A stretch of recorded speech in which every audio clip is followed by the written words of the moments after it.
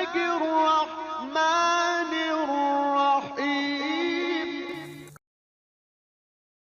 موږ راځو فایل ته، د فایل نه ورته ویي چې امپورټ.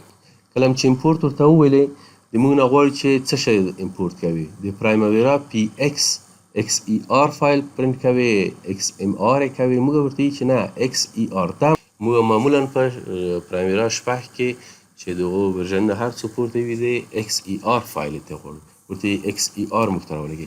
بنان دلته ورته ویي چې نیکسټ.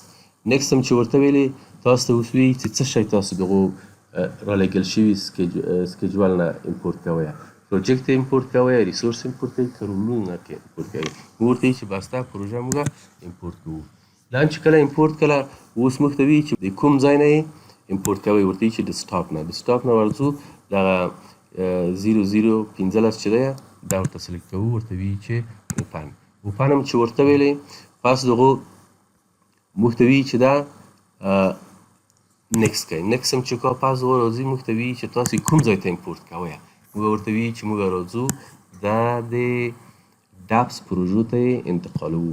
مثلا سبسټیشن 1 کې دا سلیکټ کوو او ورته ویي چې اډ، او پس د اډ نه ورته ویي چې نیکسټ. کله چې نیکسټ ورته ویلې بیا ورته ویي چې نیکسټ، کله دا ورته بیا ورته ویي چې فینش. دا د خپله پروسه ټوله تای کوي. کله چې پروسه تای شوله بیا ورته وایي چې کلوز. کله چې کلوز کړل نو دلته موږ تاسې ولیدل چې اما پروژه په ډاپس کې ولوېدله.